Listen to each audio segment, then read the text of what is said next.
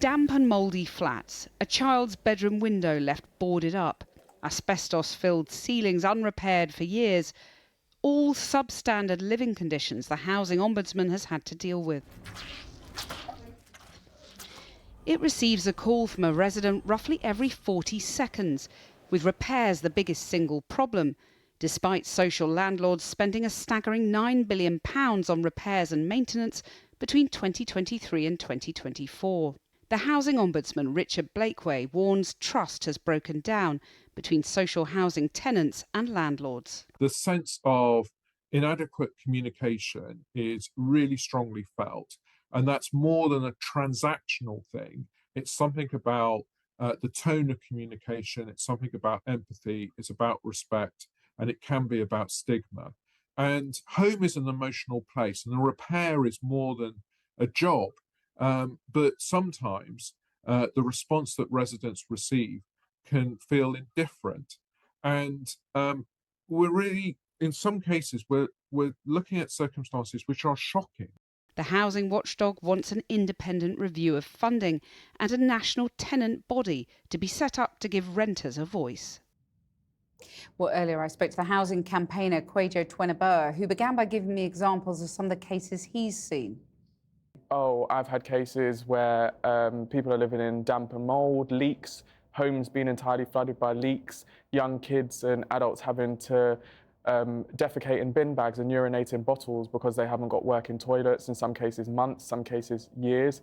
But in many of the cases that I deal with, tenants have been complaining for years. I mean, the longest was 27 years. And the tenants are angry.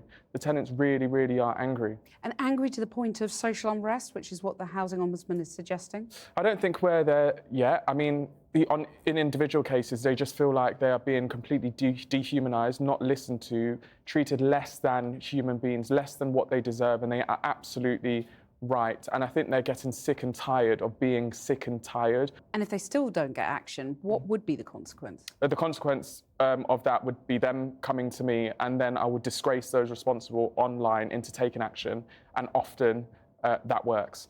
Well, the Deputy Prime Minister, Angela Rayner, talks about this target of 1.5 million homes, new homes in 5 years.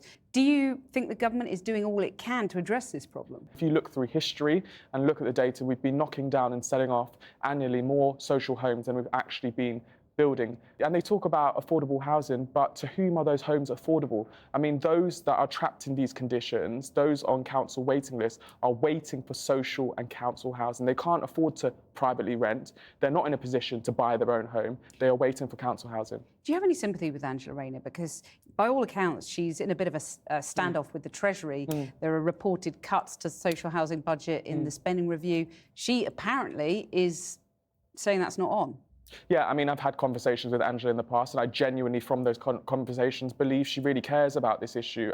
I think where my focus lies now is with the Treasury, because ultimately they control the purse strings, and now it's going to take them putting their money where their mouth is and actually delivering, and they're going to have to dig deep into that purse of theirs. Well, the purse is frayed, and you know there are a lot of demands for money. So what would you say to them to push this to the top of that priority list? Well, absolutely, because everyone up and down the country needs a decent, safe, and affordable place to live. That is the foundation for the lives of all of us, whether you're an adult or a child. And if you don't have that, like I haven't in the past, like the individuals that I meet on a daily basis, it massively impacts your ability to work, your ability to study. It robs the child of their childhood fundamentally when they have to grow up homeless. So that's why it needs to be prioritised. They can't talk about fixing all of the other issues without making sure people have a stable, decent and safe roof over their head. There are some things that can be done without money or with little money, and that's, for example, the Housing Ombudsman talking about a national tenant body to give tenants more of a voice. And then there's Awab's law, named in memory of the 2-year-old who died of mould exposure. Those are things that don't cost very much. They could be done tomorrow, couldn't they? Well, a tenant's body would be great, but it has to be more than just lip service and saying they're going to do it. It has to be meaningful. Tenants have to be involved and sat around the tables when decisions are being made. When they said that Awab's law was going to be introduced, we understood that it was going to be introduced in its full entirety. Now the government are saying actually it's going to be phased in up until 2027. But what that means is it leaves a window open for more tenants where they're living in diabolically slum conditions.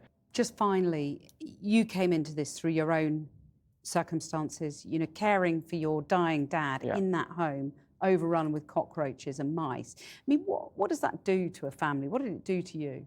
I mean, it nearly absolutely broke me being in that situation. I remember, and I'll never forget what that felt like, being in that position, watching my dad die, feeling like I had no control. And that is why I do what I do now, trying to help other families, because I felt like I couldn't take him out of that situation. I fundamentally think we all deserve to be shown human decency, respect, and have a place that we can all call home.